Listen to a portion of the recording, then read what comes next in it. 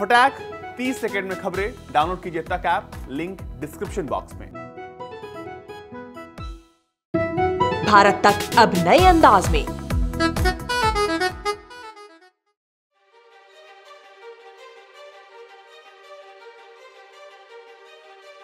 South China सी पर दावा करने वाला चीन अब एक नया रेगुलेशन लेकर आ गया है। जी हाँ, ये नया रेगुलेशन क्या है ये हम आपको बताने वाले हैं।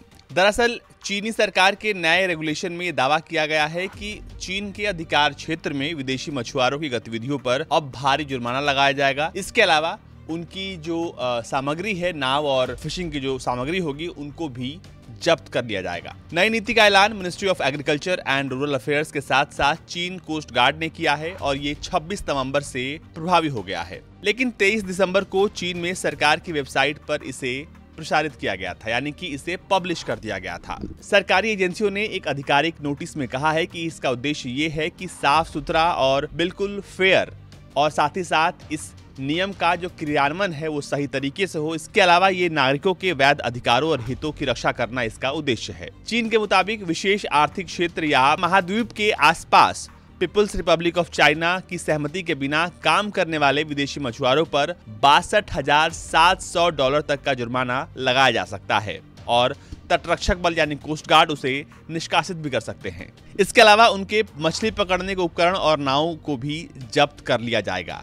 यदि विदेशियों को चीन के क्षेत्रीय जल में या चीनी तट के बहुत करीब मछली पकड़ते हुए पकड़ा जाता है तो उन पर $78,500 तक का जुर्माना लगाया जा सकता है और उनकी नावों को जब्त किया जा सकता है। नया नियम ये भी कहता है कि यदि अवैध गतिविधियां उस स्थान पर होती हैं जहां स्थानीय सरकार ने अधिक कठोर दंड निर्धारित किया है तो पहले स्थानीय दंड लागू होगा। चीनी सरकार की वेबसाइट ने कहा है कि नियमों की स्थायी होने से पहले परीक्षण के आधार पर इसे लागू किया जा रहा है, यानी कि पहले इसका ट्रायल चल रहा है और ट्रायल के बाद इस नियम को परमानेंट कर दिया जाएगा। हालांकि इस कानून के बाद जो पड़ोसी देशों ने अभी तक इस नियम पर अपनी कोई प्रतिक्रिया नहीं दी है। चीन के अनुसार उसका अधिकार क्षेत्र दक्षिण चीन सागर में बहुत दूर तक फैला है और यही वजह है कि उसका पड़ोसियों से हमेशा विवाद होता रहता है।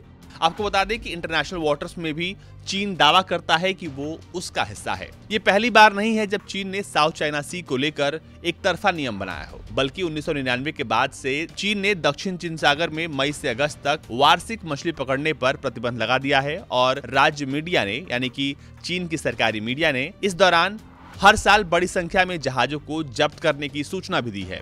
वियतनाम और फिलीपींस के मछुआरों ने बार बार चीनी कानून का विरोध किया है कि चीन उन्हें मछली पकड़ने से रोक रहा है और साथ ही साथ उन्हें उस इलाके में परेशान कर रहा है। फरवरी में बीजिंग ने एक विवादास्पद तटरक्षक कानून भी पारित किया था जो अपनी समुद्री कानून परिवर्तन बेड़े को चीन के अधिकार क्षेत्र में पानी में चलने वाले विदेशी जहाजों पर बल का उपयोग करने की इजाजत देता है। इस क्षेत्र में अधिकांश देशों ने इस कानून का विरोध किया था। अमेरिकी विदेश विभाग ने भी इसकी निंदा करते हुए कहा था कि कानून का इस्तेमाल पीआरसी यानी कि पीपल्स रिपब्लिक ऑफ चाइना के पड़ोसी देशों को डराने के लिए किया जा सकता है।